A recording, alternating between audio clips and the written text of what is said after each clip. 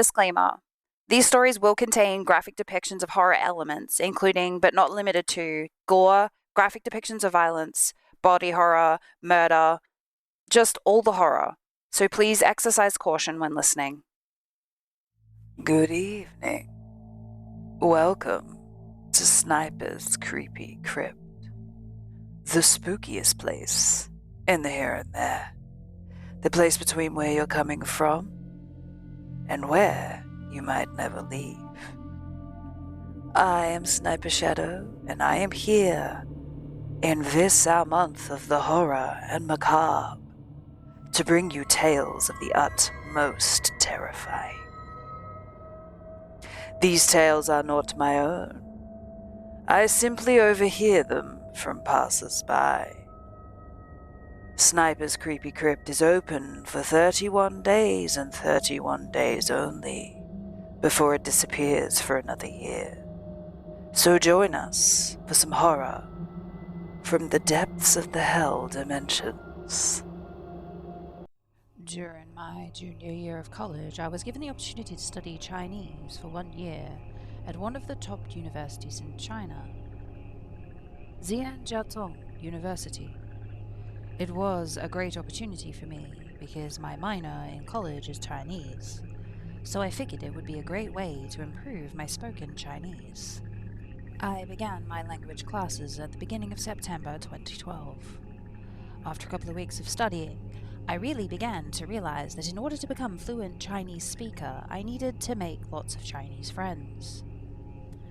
I made lots of friends, but I became particularly close to one girl named Ying Ying. We had lots in common: movies, books, TV shows, and music artists. It was surprising how many similar interests we had. However, the most notable interest that we both shared was a fascination with the supernatural. Ying Ying was a devout Buddhist, and she believed that she had a hypersensitivity to the spiritual. She claimed that the spirit that visited her most was the spirit of her dead grandmother. Sometimes she would tell me that she couldn't hang out because her dead grandmother had told her she needed to study. Other times it was things like, "I can't go out tonight because my grandmother told me last night that if I go out tonight I'll die." I didn't really believe any of that stuff. My interest in that sort of thing was just for fun, but Ying really believed in all of it. I met Ying Ying in the beginning of October 2012. One day we were in a coffee shop discussing these types of things, and she brought up an old Chinese custom that was completely new to me. "Have you ever heard of a death marriage?" she asked. "No, what's that?" "It's an old Chinese custom. If a family had a son that died, before the son's funeral, the parents would hold a wedding ceremony for their son, so that they would have a wife in the afterlife," she told me. "Well, that's not so weird. Lots of culture had women who volunteered to be killed for a dead man."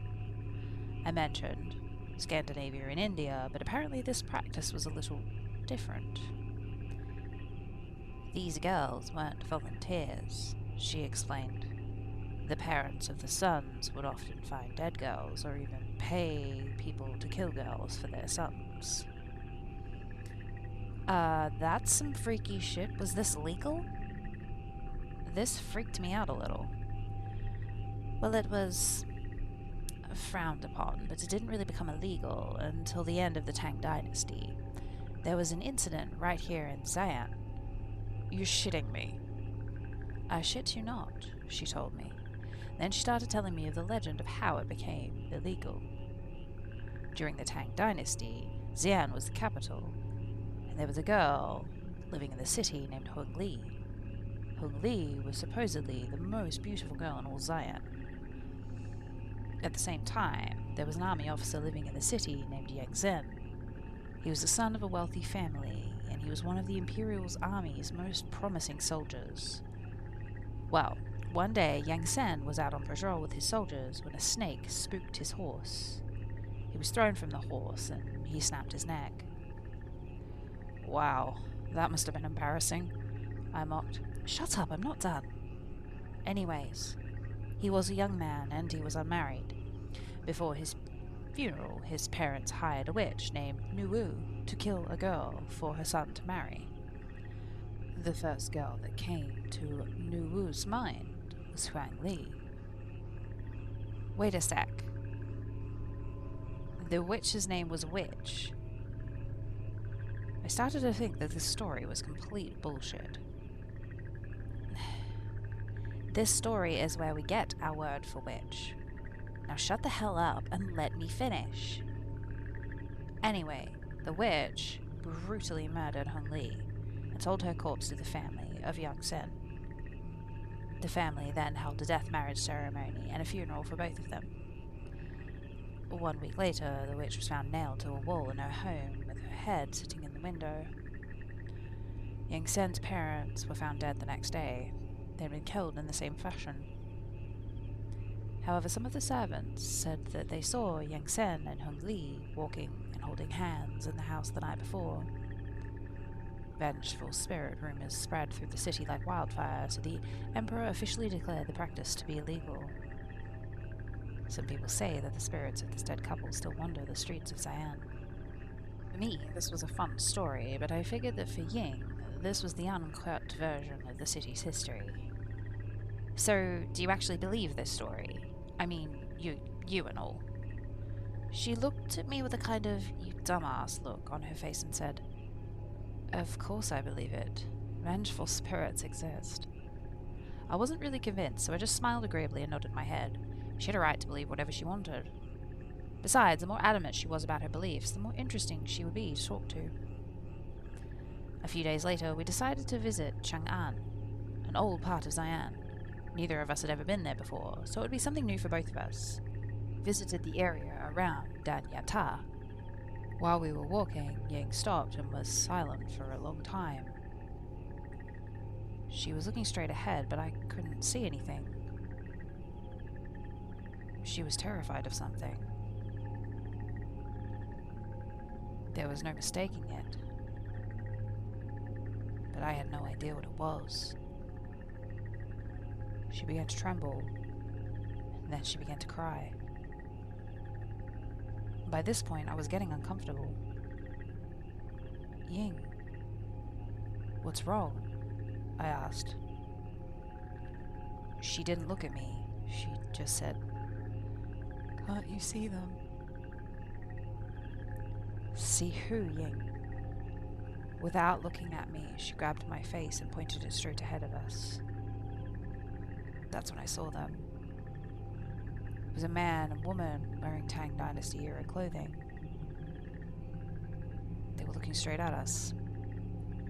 Just staring. The man was dressed like a soldier. He even had a sword. The longer I looked at them, the more that I realized there was something off about these two. More than just the fact they were dressed in traditional Chinese clothing. The man's face was expressionless, but the woman's face was horrible. There was an unmistakable fury in her face, and she was pointing at Ying. When she saw that I was staring at her, she drew the man's sword from his sheath and pointed it directly at me. That's when Ying let go of my face and ran. She didn't stop, and she didn't look back. I turned back around, and I didn't see anything. Well, that was creepy as hell, I thought, then turned around and ran after Ying. That happened in early November of 2012. The nightmares began about a week after that. At first, they were just nightmares about the story Ying told me. I didn't really lose too much sleep over them, so I wasn't too concerned. When I tried to ask Ying about what we saw or talk about the dreams I was having, she would just say, "Let's not talk about that." And then she changed the subject. When December 2012 came, the dreams became increasingly worse. There were several times when my roommate would wake me up in the middle of the night complaining I was screaming in my sleep. Every night I had the same dream. I dreamed that the couple came into my dorm room. The man nailed my roommate and me to the wall next to our beds, and the woman would take the sword out of his sheath and stab us to death. The night terrors began the first week of December 2012. I was having this dream every night. The worst part about these dreams was that I didn't wake up right before the woman began stabbing me. I felt every bit of it, as if I was actually awake. It was excruciating, and it happened to me every night. Because of this damn dream, I was only sleeping about 3 or 4 hours per night. I was preparing for exams, so this was a really bad situation. After a couple of weeks with this sleep pattern, I think I started to hallucinate. I began seeing the couple in the corner of my eye, the end of a large crowd in the shadows, and sometimes I'd even see my teachers as the woman. I decided when Christmas break came I was going back to the US. I hadn't been planning on returning home until August, but I figured a vacation would be healthy. That's when I found out that in China, apparently they don't have a Christmas break. The first semester in China lasted until January 1st, so I wasn't getting a break until then. What was even worse was that I had exams the week of Christmas, and on top of that, I was being tormented every night by the same night terror. The dreams didn't stop. My grades suffered, and so did my roommates. My exam scores were dangerously low, so I was in danger of losing my scholarship. This needed to stop.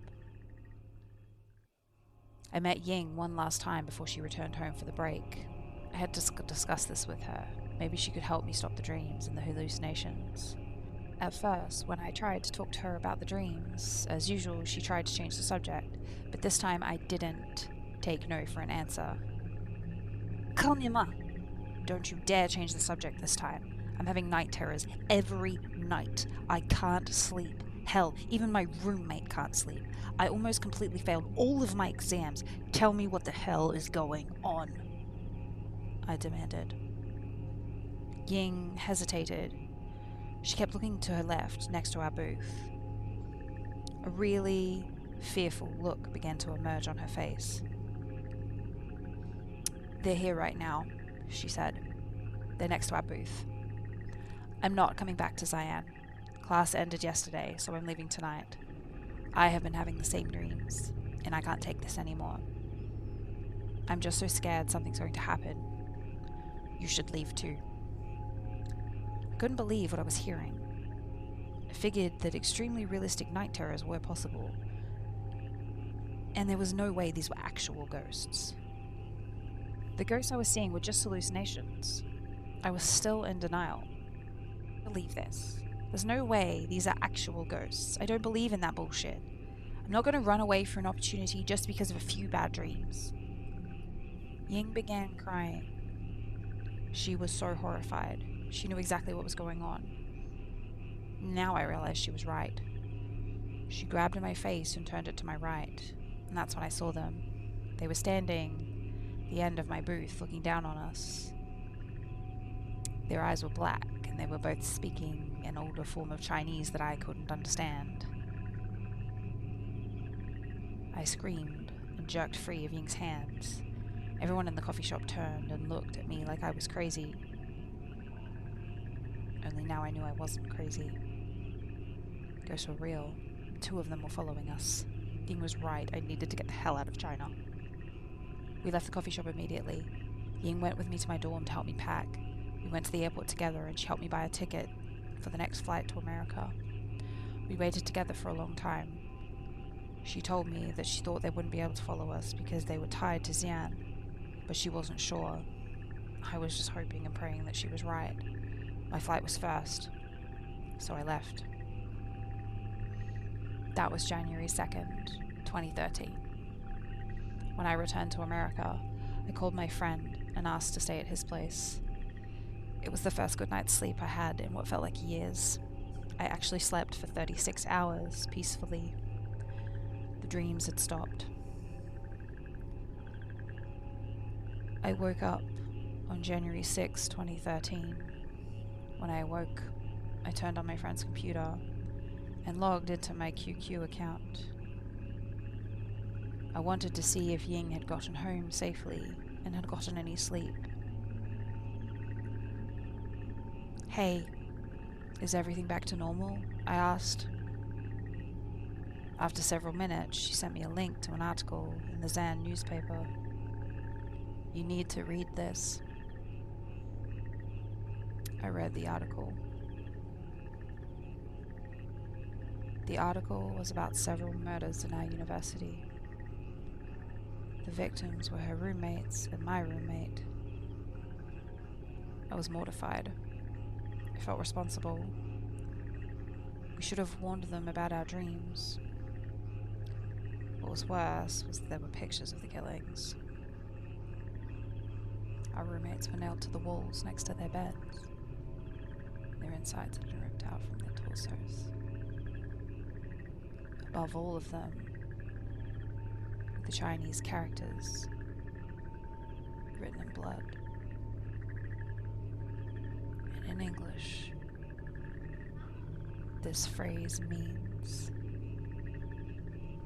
"Where are you?" That concludes our tale for today. Return tomorrow for another horror-filled experience. Wherever you come from and wherever you're going, thank you for spending some time here with us at Sniper's Creepy Crypt. Remember, traveler, eyes ahead, don't look back.